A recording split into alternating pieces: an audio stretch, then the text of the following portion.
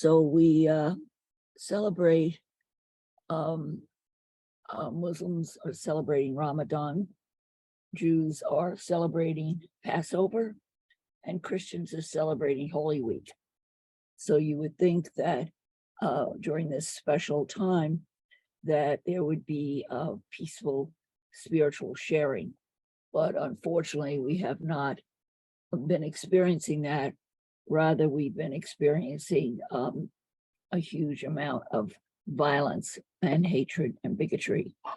So we're going to, there have been so many events happening this week. It's been confusing and difficult actually to keep up with all of the events. So we will be looking at them day by day during the week, when everything started on Monday and Tuesday at the Aqsa Mosque. But we're also going to be talking about the violence against Christians, which unfortunately has also been prevalent during this week. So we're going to note a number of Christian complaints about the attacks that have been happening to them during Holy Week. So we're going to note that it's not just the Muslims that are being attacked, but the Christians as well. Plus the protesting Israelis are getting attacked. So Jews, Muslims, and Christians are sharing spiritual holidays, but they're also sharing attacks. And we're going to start out, since we're talking about Jerusalem, this is Holy Week tomorrow. Yesterday was Good Friday. Tomorrow is Easter. We're going to listen to the Holy Sepulchre bells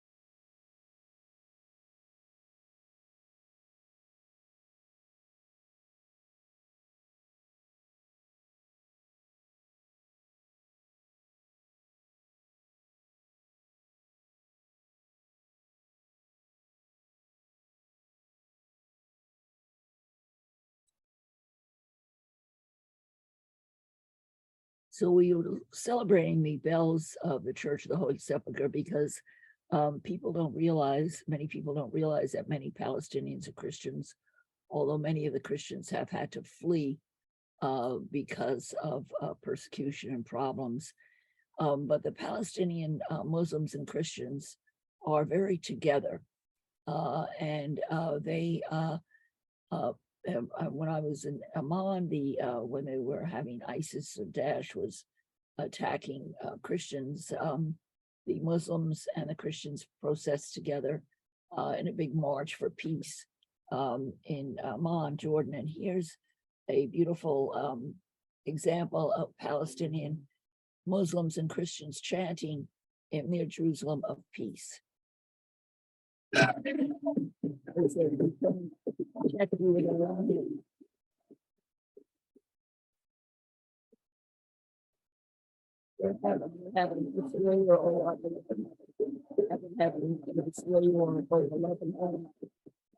Lebanon homeland, your land is precious.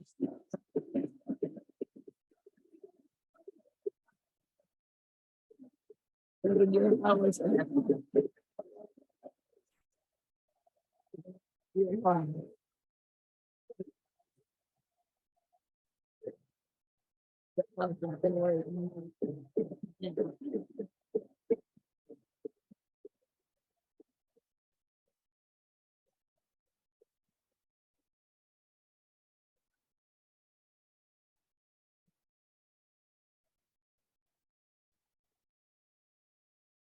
So, one example of the beautiful unity that one has seen if you travel to Palestine, and you see the beautiful unity and respect between the Muslims and Christians. And I know some of my Christian students used to fast during Ramadan in solidarity with the Muslims, and vice versa. My Muslim friends would fast during Lent with the Orthodox Christians. So there's a good hi. Who came on here? Hi. Hi, this is Nina. Hi, Jackie. Welcome. Thank So you. I just think that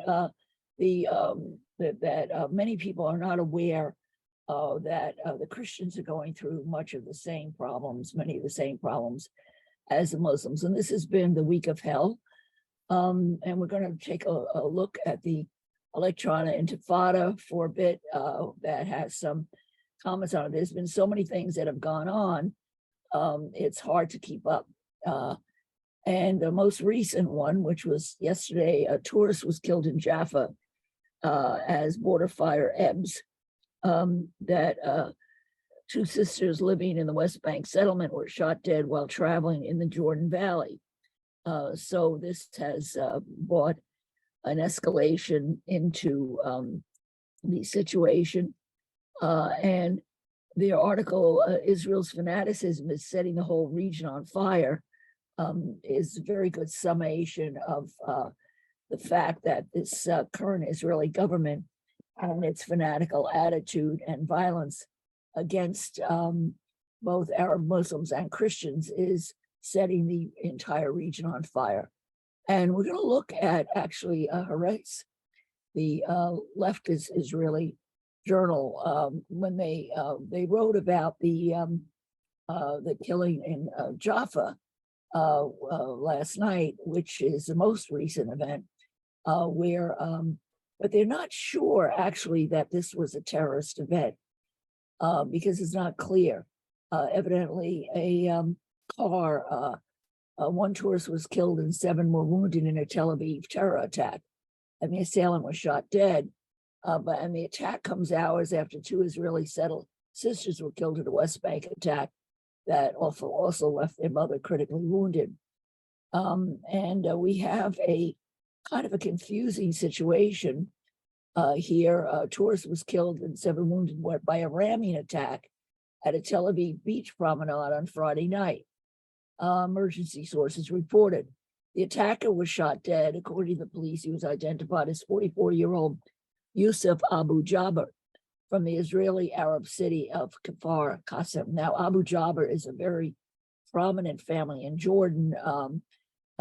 Several of them were in the ministry, and they're scholars and lawyers, and many end up in parliament and in ministerial affairs. So this is not the Abu Jaber is a very respected family, and the Italian. The Italian identified was Alessandro Parini, and he was a resident of Rome, and he was also a lawyer. According to the police, the attacker drove southbound on a road adjacent to Tel Aviv's beach promenade, veered right, and drove at a speed on the bike lane for about 100 meters, hitting 8 pedestrians and bicyclists before rolling over on the lawn of a park. At this point, a police officer arranged the scene. Notice the attacker was attempting to reach a rifle, but it turned out that was not a real gun. It was a toy gun. It was not a real gun. No actual weapon was found in his vehicle. So the police are looking into the possibility that this was not a terror attack. But the security is very high in Israel. 5 other people were injured in the attack. They were all tourists, Italian and British citizens, and evacuated in a hospital. They were in moderate condition, including a 74-year-old man, 19-year-old man, and 17-year-old girl. And the other victims were lightly wounded. So the tension is very, very high. And the members of the village where the man came from condemned the attack and sent in condolences to the victim's family and They condemn any harm, that this is not the way of the residents of Kfar Qasim, that the city remains a place for coexistence and a pursuit of peace. And a relative of the assailant said they couldn't believe he would do such a thing, that he's a very quiet and respectful person. They're in shock. And he never showed any radical signs. He never had any ideological background. And he's not affiliated with any terror group. So again, this could have just been where he lost control of the car, or there was a malfunction in the car. We don't know. But the reason that everybody is so tense is because we've had a terrible week. And actually, this story in Haaretz explains the chronology. Tuesday, April 5th, Israel police forcibly cleared out an overnight worshipers at the Aqsa Mosque during Ramadan.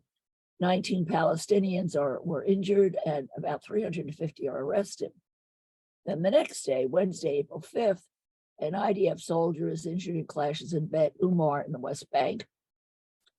Israeli police shoot and injure a Palestinian youth in East Jerusalem, who they claim attempted to throw a firebomb at them.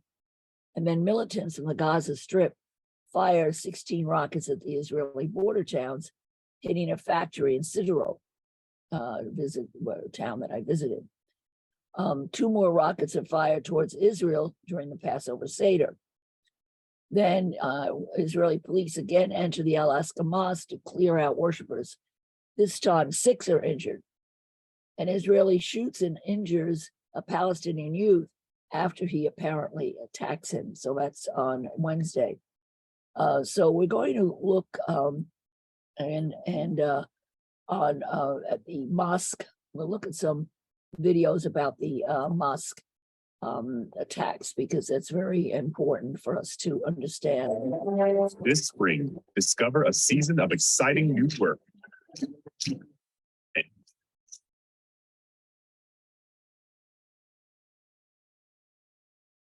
Really, please wait the mosque and please run.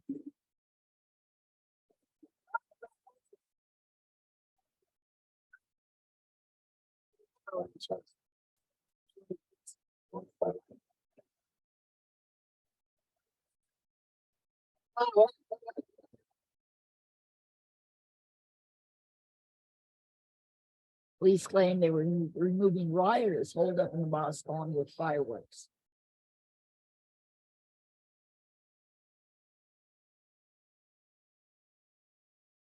The violence triggered a protest of Palestinians who gathered in large numbers at the mosque.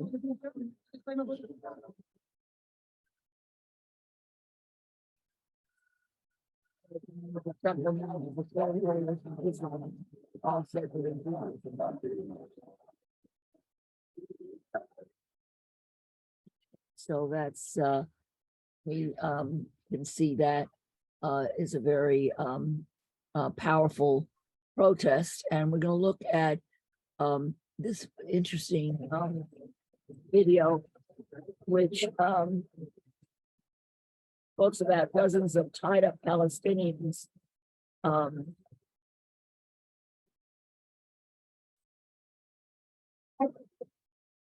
Tuesday night. After Tuesday night, they arrested all those Palestinians near the mosque or in the mosque. This is how the Middle East started.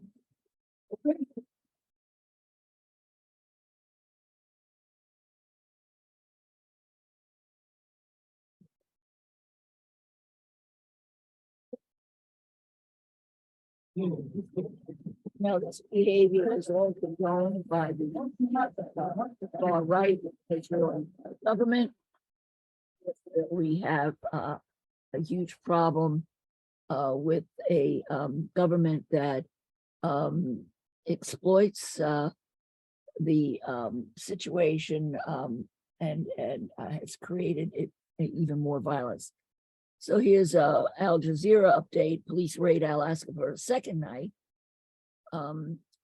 This has been condemned by UNCEIRPP, which is the Bureau of the United Nations General Assembly Committee. on the exercise of the inalienable rights of the Palestinian people, has condemned Israeli police's raids on Palestinian worshippers inside Aqsa Mosque. Israel's illegal policies and practices have continued to entrench its illegal occupation of the Palestinian territory. It's occupied since 1967, the Bureau said in a statement. A call for accountability of Israel's violations in the occupied Palestinian territory and urged Israel to comply with its international legal obligations under UN resolution. The Bureau calls for to respect the freedom of all worshipers to access the religious sites in accordance with established parameters, it said. So then April 6th, Israel then releases 397 politicians that were detained in Tuesday's raid, but they restrict the Aqsa Mosque access for Palestinian men. They're doing this also the same thing to Christians. They restricted the number of people, and we'll read about that in a minute, the number of Christians that could attend the services, the Christian services. So they're doing the same thing to Muslims and Christians. The Palestinians in Gaza associate Ramadan with Israeli aggression. We're going to now look at a video that's going to talk a little bit of what happened to my video here on the importance of the mosque, the Aqsa Mosque. So let me see where my video went. Sorry, my videos seem to be disappearing. أنا مبسوطين أنا مبسوطين بلدنا أحسن ورمضان أحسن وين هون رمضان وين رمضان وين أنا هنيك وين هون. All right, sorry, I don't know what happened to my video. All right, so Wednesday, April 5th, we had the soldiers injured and the rockets sent. And Thursday, April 6th, 6 rockets are fired back from the Gaza Strip, exploding in the air. Barrage of rockets is fired towards northern Israel, then by Palestinian factions in Lebanon. So by Thursday, we have Lebanon starting to get involved. The most intense aerial onslaught on Israel from its northern border since the 2006 war. Mortar shells are fired from Lebanon towards the northern town of Metula.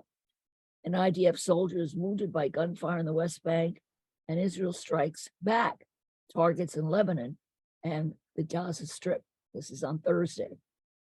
On Friday, April 7th, a Palestinian kills 2 sisters, wounds a mother in a West Bank shooting attack. An Italian tourist is killed and 7 others are injured by an Arab citizen of Israel in a ramming attack on Tel Aviv's promenade. So this has been a excruciating week, and the violence just seems to be escalating. The protesters gathering in front of Israeli embassies around the world, and people are up in arms about the violence, but the violence continues, and the protests continue through the weekend. Now we're going to read a little bit about the Christian situation. This is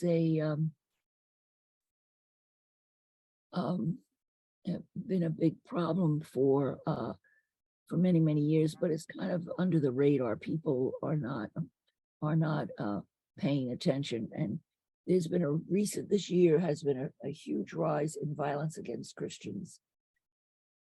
In East Jerusalem last month, the Jewish tourists toppled a wooden statue of Jesus in a church in the old city of occupied East Jerusalem.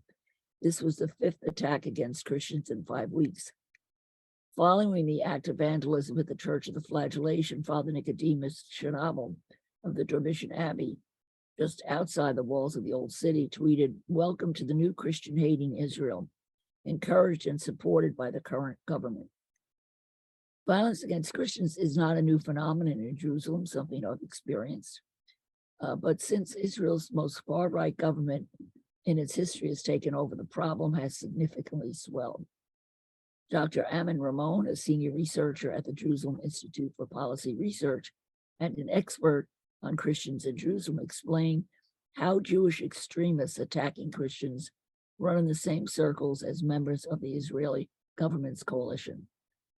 That's the case with National Security Minister Itamar Ben-Gvir, who's a disciple of Meir Kahane, a Jewish supremacist rabbi who was assassinated in 1990. The perpetrators feel quite safe because that they think that, in a way, the state is with them, Ramon told Towards Freedom. According to Protecting Holy Land Christians, a campaign Christian leaders in Jerusalem have organized to raise awareness about the plight of the religious community. Hate crimes against Christians vary. They include spitting on clergy and on religious items, as well as verbal abuse, seizures of properties, and vandalism of holy sites. They left out the graffiti and the where they would write price tag all over, and where they would vandalize cars, puncturing tires, etc. In December, the campaign emphasized that 2022 was one of the worst years for Christians in Jerusalem to date. Attacks against non-Jews. Miriam Kourian experiences anti-Christian violence firsthand when his restaurant, Taboon and Wine, located in the Old City's Christian Quarter, was attacked by people wearing clothes indicating Jewish identity. The group of about 30 ransacked the bar, breaking chairs, tables, and glasses, as well as pepper spraying employees and terrifying customers. There's a systematic rise against non-Jewish institutions, people, and places, noting that the harassment directed towards Christians isn't directed towards Christians specifically, but rather against all non-Jews.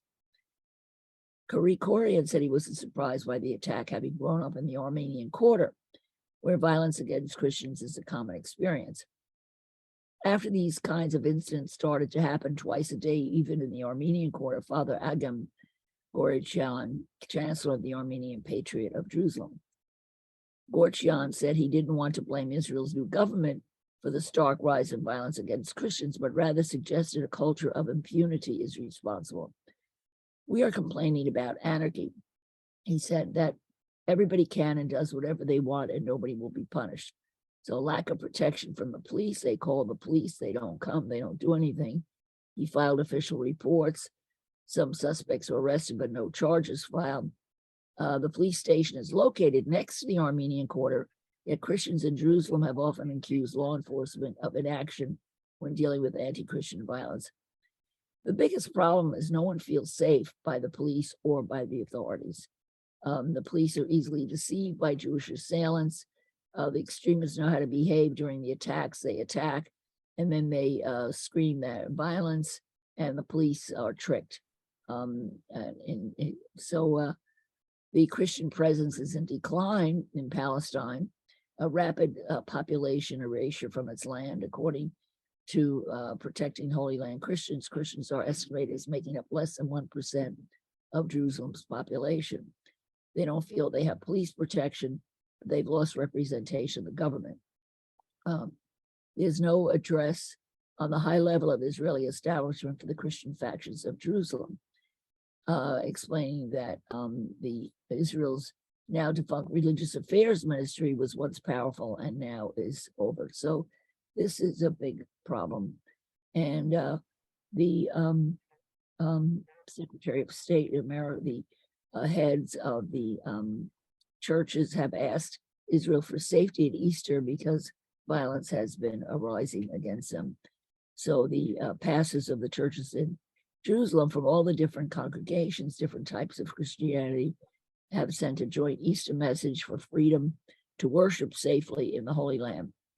And they asked, all the patriarchs and heads of the churches asked for protection. And they wrote, for over the past year, some of our churches' funeral processions and places of public gathering have become targets of attack, the leaders said in their message. Some of our holy sites and cemeteries have been desecrated, and some of our ancient liturgies such as the Palm Sunday procession and the Holy Fire ceremony have been closed off to thousands of worshipers because Israel has put limits on how many Christians can attend these services. So we realize that we are in a new situation in the Holy Land, where the safety of non-Christians are in doubt or is problematic. And here's a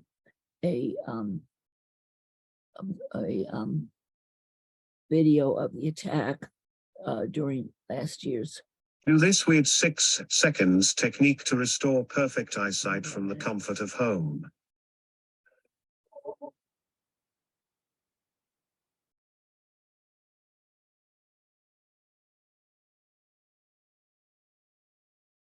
We got Christians around the world celebrating Palm Sunday.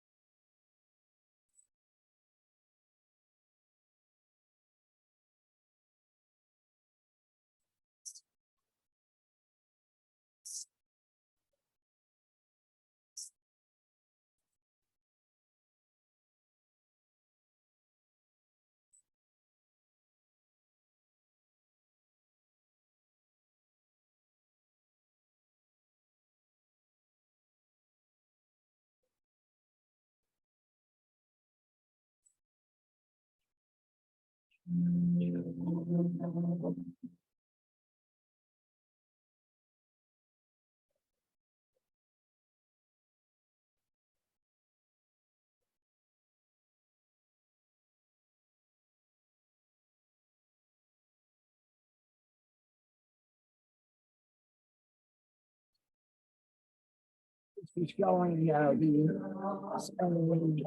traditions around the world.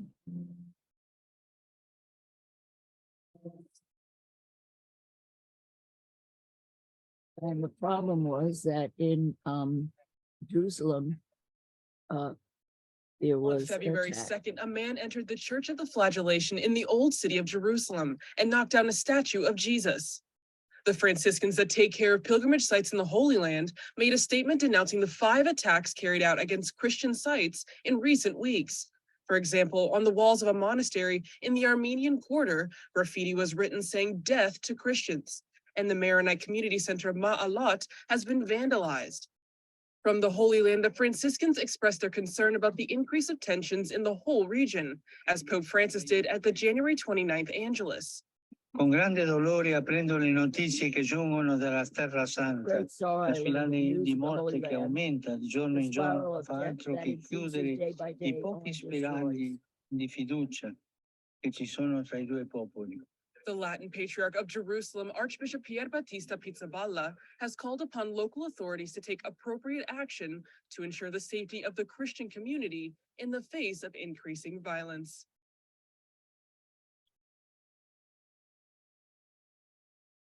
Okay, so that's the situation is dangerous and difficult. And let's have a look at the article about why this is all happening. Israel's fanaticism is setting the whole region on fire. Let's listen to this video.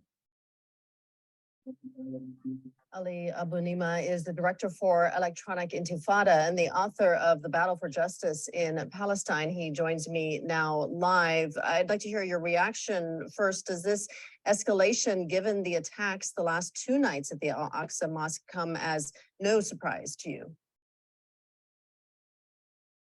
Sadly, no surprise. I think everyone hoped that Ramadan and Easter and indeed Passover would be periods when people could celebrate peacefully and enjoy time with their families. But unfortunately, it's not something Israel just cannot tolerate. And so the Israeli attack on Al-Aqsa, led by religious fanatics from the so-called temple movement, whose goal is the destruction of Al-Aqsa and its replacement with a Jewish temple, could not resist the opportunity to stir up violence and to attack peaceful worshippers in their holy site at the height of Ramadan.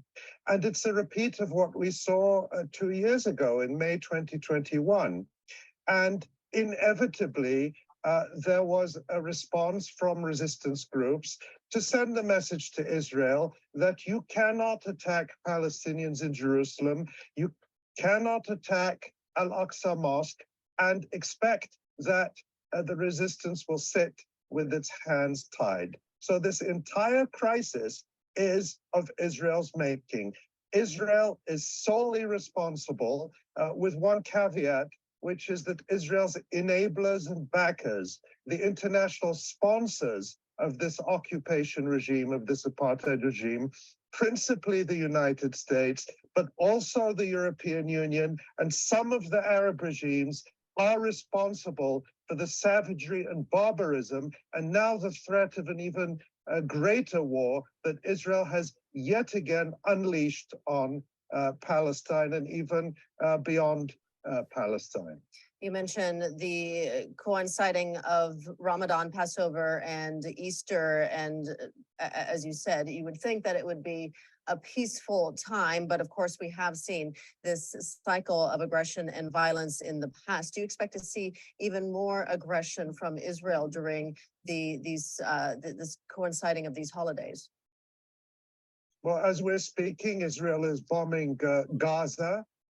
This comes, as your correspondent said, after the rockets that were launched from southern Lebanon. Now, it's important, I think, here to point out that nobody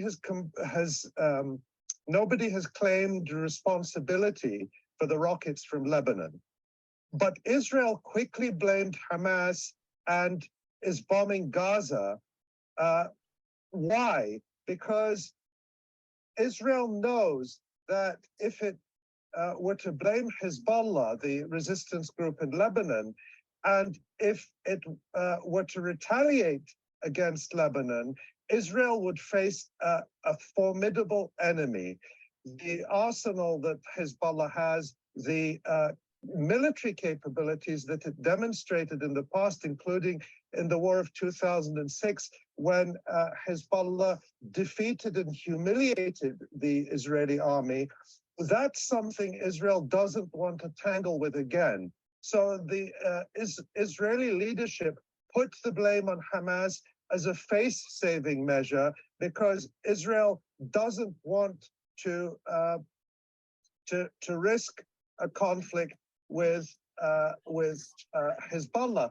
But the problem is that Israel starts these fires, but they burn out of control.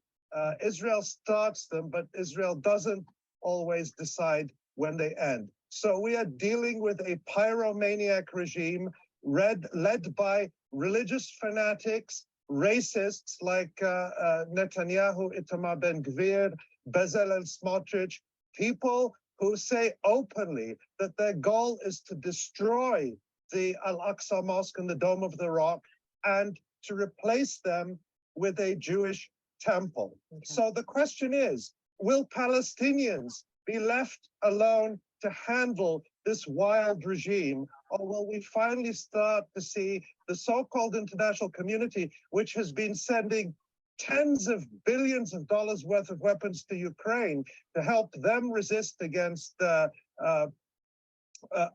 foreign army, will they leave Palestinians alone? If the world will not support Palestinians to resist militarily, at the very least, there should be sharp sanctions and punishment for Israel to stop this wild escalation that again threatens to cost thousands of lives. All right, we're going to leave it there. Ali Abu-Nima joining us. Thank you for your time.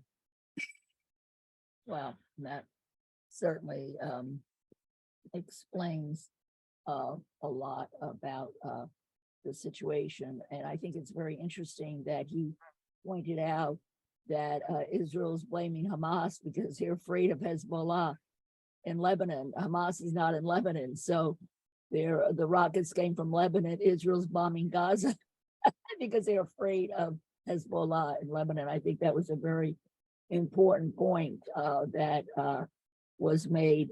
So and the other thing that I wanted to mention, which wasn't mentioned in the review we went over, actually the whole thing was started before the invasion of the Aqsa Mosque. Was started by a goat that the ultra uber Orthodox Jews have this thing that they want to sacrifice a goat on during Passover. So they had put out a notice to people in the community, to Jews in the old city, to give them places where they could hide goats, because they wanted to sneak a goat into the Temple Mosque. Now, the Israeli government has made it illegal for these Orthodox fanatics to bring a goat on the Temple Mosque and sacrifice it inside the mosque or on the mount, which we, for the Muslims, a desecration. They don't, desecration of their church, of their religious site. Like if you brought a goat into a church or a Buddhist shrine or whatever and sacrificed it, this would be an offense to the religion. So they were hiding goats all over Jerusalem. And actually, I've been in Jerusalem on Fridays. I used to always travel on a Friday from Amman, where they caught some of these people trying to smuggle a goat or a lamb into the mosque. It caused a riot. The Jews rioted, and the Muslims rioted, and there was always and then a big military lockdown. And of course, the Muslims always get blamed in these events, and the Jews, the Orthodox Jews, just go back to their settlements or their homes or wherever they are with their goats. So it's this religious fanaticism where they believe that it's their right and it's their duty as good Jews to bring a goat onto the Temple Mount and kill it. So of course the goats would all be voting for the Muslims because the goats don't want to be sacrificed. But it's a really crazy scene, and there's all kinds of machinations and crazy things that go on regarding this whole issue of animal sacrifice. It's totally absolutely bizarre. So anyhow, we'll go back and look at that article. So the last thing that we have was from yesterday, April 7th, when the two sisters got killed from a settlement. They evidently from a settlement, and Italian tourists were killed. And we haven't gotten news. Nina, have you gotten any news about anything that's happened today? No, I do not have news of what's happened today, but I just wanted to correct one thing that the electronic intifada mentioned. There Yeah. have been a few rockets sent from Gaza. Yes, right. They were right. There were rockets. And I agree with the speaker that that Israel doesn't want to get into a confrontation with Hezbollah in Lebanon. Yeah. No, they're So they right, backed yeah. off from that, but there have been a few rockets from Gaza. Yeah, there have, yeah, you're right. I remember reading about that, but very few, much less. Very few. It's true. Very few. More like fireworks, so we'll see what. I haven't seen any headlines or anything happening today. But there was one article that, as New Yorkers, I was interested where they said NYU drops bogus charges against a graduate student worker. Now, I live next to NYU. I didn't know anything about this. This is the sad thing, is that there's such a lack of communication between groups who are pro-Palestinian groups. And thank God for Brooklyn for Peace. And Nina, you're great because you keep us so well informed. But I often read about actions the day after they happen. And I would go to them, if I could. So anyhow, so let's read about what happened at NYU, in my hood here.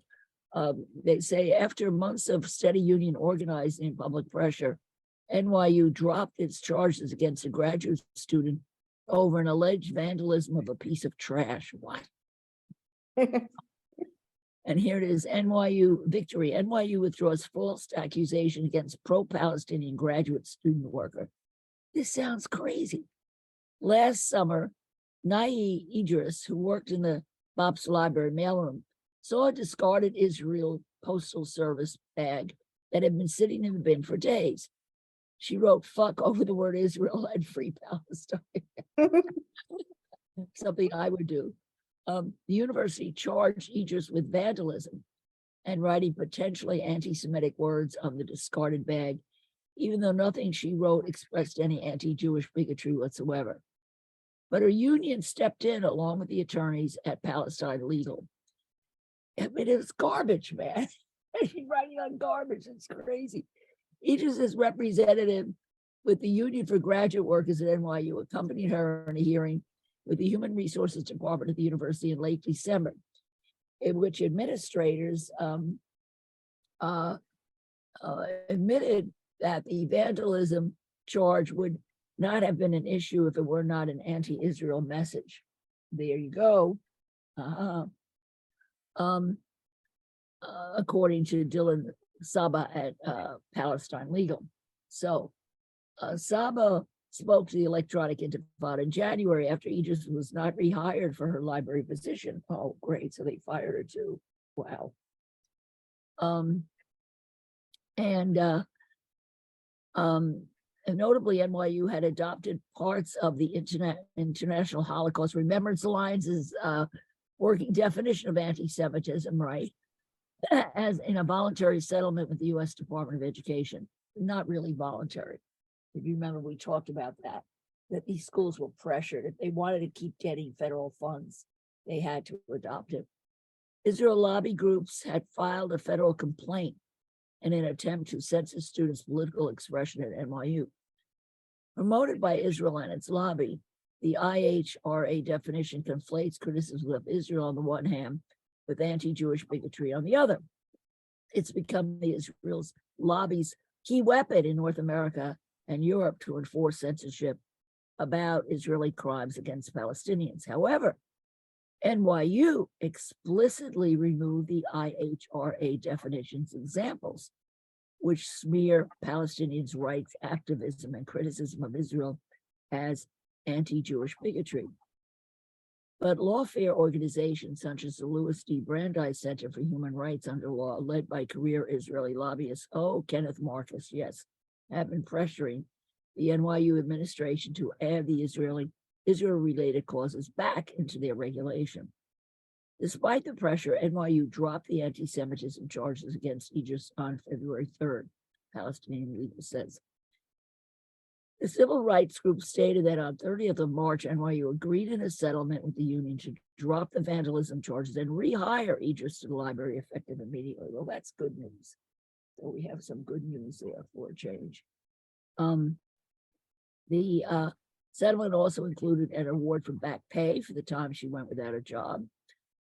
Sabbath states the university should apologize to Idris for the harm they caused her and the harassment she received as a result. Explained it's great that collectively we're able to pressure NYU into dropping these ridiculous charges, but that doesn't give Idris back the time and energy she spent on this ordeal.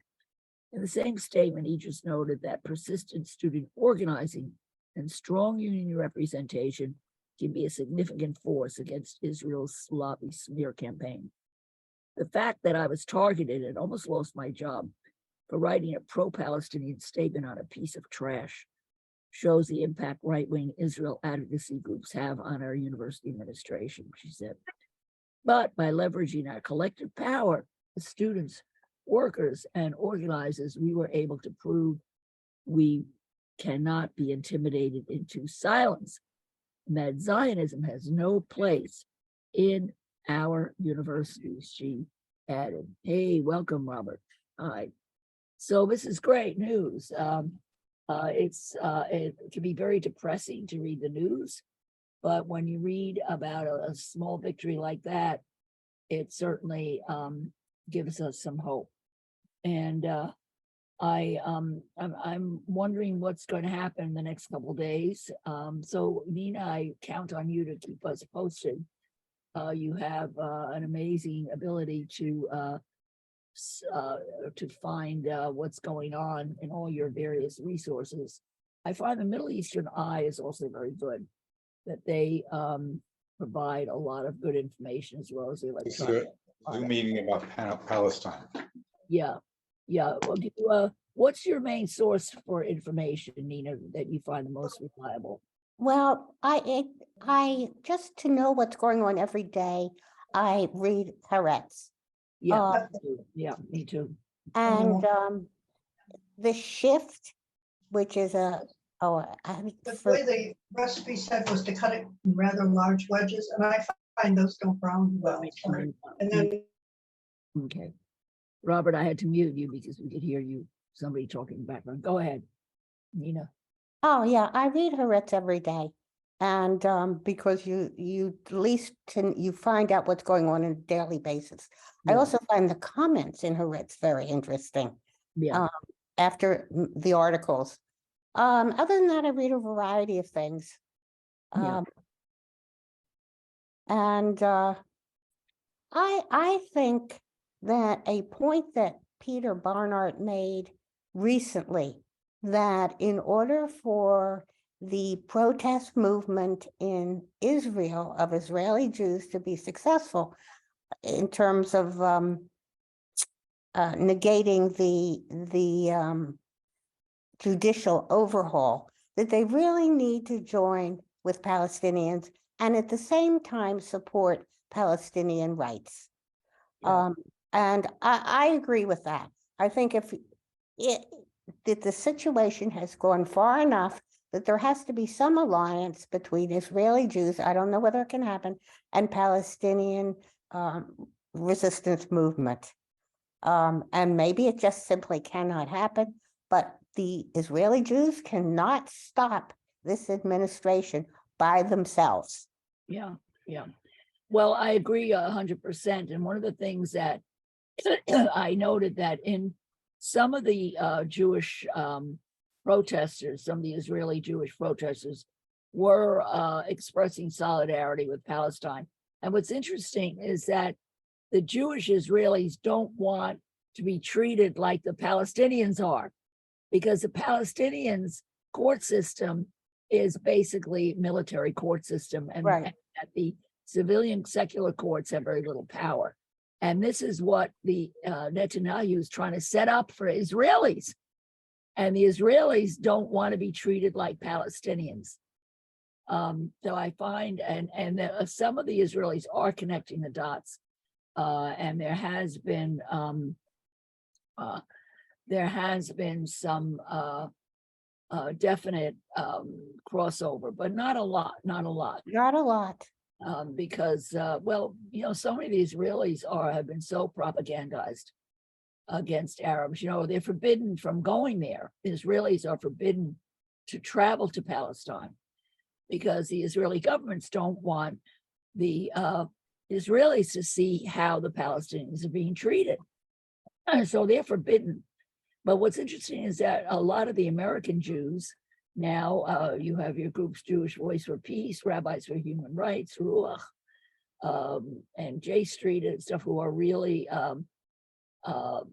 affecting the opinions of American Jews. And that could have a greater impact, actually, than the Palestinian, than the Israeli Jews. So we'll see what happens. It's going to be very interesting. I just saw Haaretz as a new article, and this is why we're not seeing anything happening. They say Israel sees lull after days of intense fighting with Lebanon and Gaza.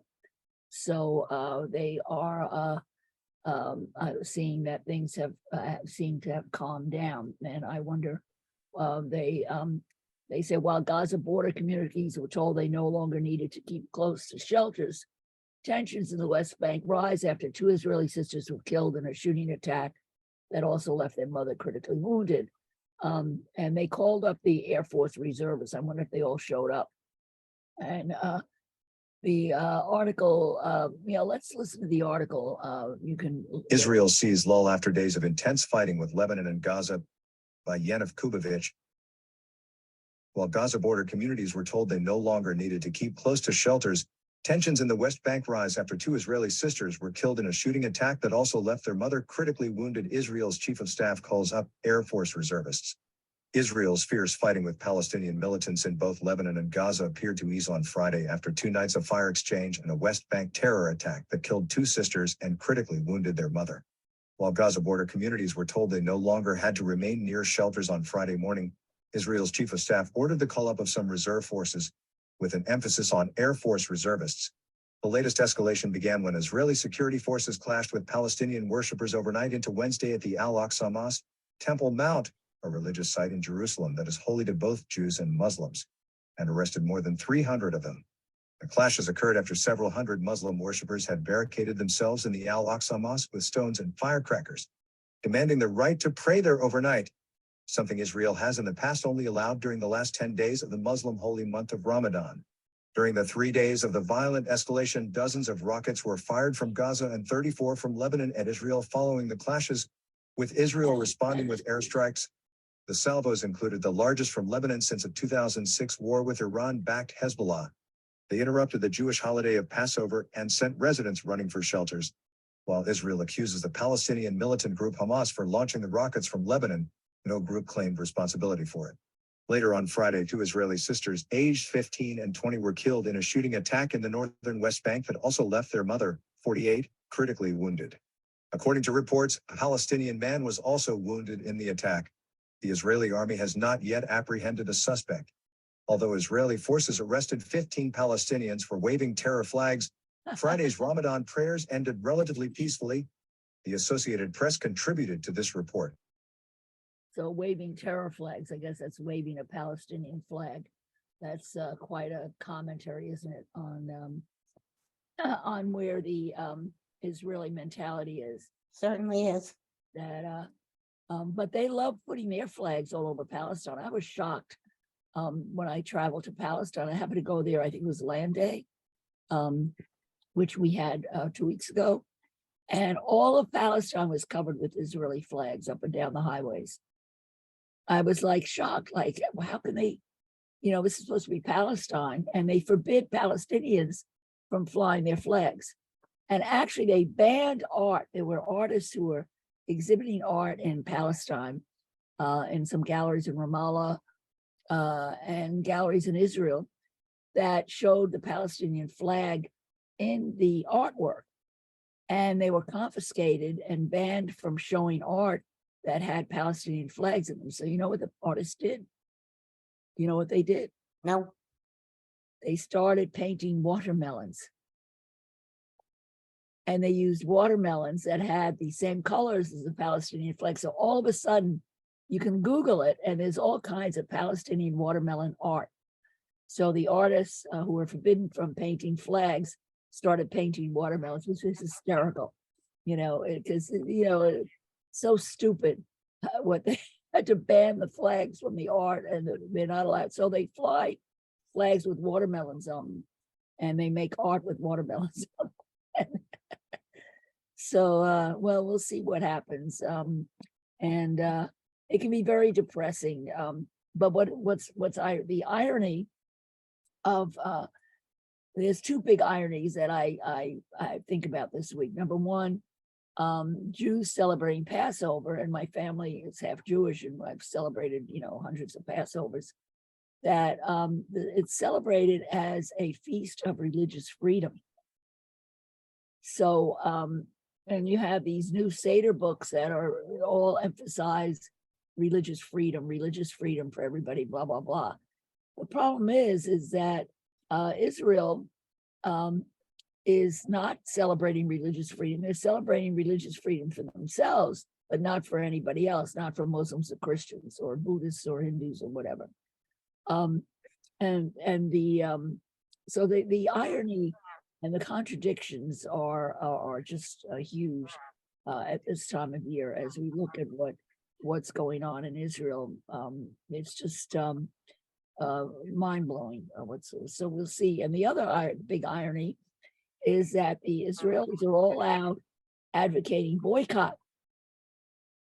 There's against the government, millions of Israelis protesting, boycotting the government, and many companies divesting, taking their money out of Israel, and asking for sanctions on Netanyahu's government. So Israel, who's so against BDS, the Israeli protesters welcome to BDS. They're using all of BDS tactics. So I think that that these two ironings are very interesting to watch. So welcome on to Nadine and Ashi on Facebook Live who are watching, whoever else is there. I know there's a few other people there. I can't see who they are. So thank you as we wait and see what happens this week. It's like I'm holding my breath to see what's going to happen this week. Part of it that why things may calm down is Muslims are exhausted from fasting. The end of Ramadan is always very hard. People are very grumpy and tired and exhausted. And Passover is exhausting for Jews. It's a nice holiday, but it's also an exhausting holiday. So maybe the exhaustion factor will kick in, and hopefully we'll have a lull for the next couple of days next week. Robert, do you have anything you'd like to contribute? Okay, I guess not. I think he went away. All right. So see you all next week. And Thank you, Jackie. have a good week. And thank you, Nina, for your input. And I agree that Haaretz is a great input. That's why they're very hated. That newspaper is very hated in Israel. But Well, they still refer to Palestinians as terrorists and the IDF as having clashes. yes. know. Yeah. Well, you have to always, and you realize they're also censored. They're censored. I know. So- Self-censored even. Yeah, self-centered, but just also government-centered. Actually, they've been closed down a couple of times, and most of their writers have get death threats and stuff. So, Mhm. yeah. All right, sweetie, have a nice holiday.